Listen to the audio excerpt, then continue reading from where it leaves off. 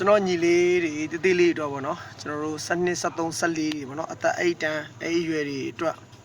သတင်းကောင်းလေးရှိလို့ကျွန်တော်တို့ line ပေါ်တက်ပြီးပြောရပေးတာပါကျွန်တော်တို့မြန်မာဘောလုံးဖွဲ့ချုပ်ကနေပြီးတော့ဖွင့်ထားတဲ့အကယ်ဒမီကျောင်းနေပြီးတော့ဒီလာမဲ့နှစ်မှာဗောနော်ကျွန်တော်ကစားမတစ်တွေခေါ်တော့မယ်ဗောနော်အဲ့ဒီအတွက်ကိုကျွန်တော်လူရွေးပွဲတွေလုပ်မယ်ဗောနော်လူရွေးပွဲလုပ်မယ်ဆိုတော့သူကလုပ်မယ်ရန်ကုန်မန္တလေးဘာညာအဲ့လိုဗောနော်မျိုးတွေရှိတယ်အဲ့ဒီဟာကိုကျွန်တော်တို့က post တင်ထားပေးတယ်မတွေ့မှာဆိုလဲအဲ့ဒီ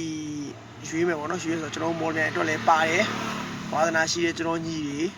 တော့ရွေးလို့ရတယ်အခြားအနေနဲ့ရဲမှာရှိတဲ့ညီကိုတွေကလည်းကိုယ်နဲ့နီးစက်ရမျိုးနယ်တွေမှာရွေးလို့ရတယ်အပြည့်စုံသိချင်လို့ရှိရင်ကျွန်တော်ရဲ့ Facebook account မှာလည်းကျွန်တော် share ထားပေးတယ်နော်အဲ့ဒီမြန်မာ football အမှလည်းတော့ကြည့်လို့ရတယ်ဗျာ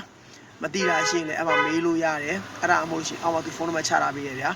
အဲ့ဒီဖုန်းနံပါတ်မှာလည်းတိုက်ရိုက်ဖုန်းဆက်ပြီးမေးကြည့်ပေါ့ဗျာကျွန်တော်ညီလေးတေးသေးလေးတို့ကနာကလေးချင်းလောင်းလေးရွေးချယ်မဲ့ပွဲလေးဖြစ်တဲ့အတွက်ဝါသနာရှိတဲ့ညီကိုတွေနီးတယ်အဆင်ပြေတယ်ဆိုရင်တော့ရွေးစမ်းကြည့်ပေါ့နော်အဲ့ဒါလေးကျွန်တော်တည်ချင်းကျွန်တော်ဒီဟာလေးကြော်ညာပေးတာပါဗျကျေးဇူးပါ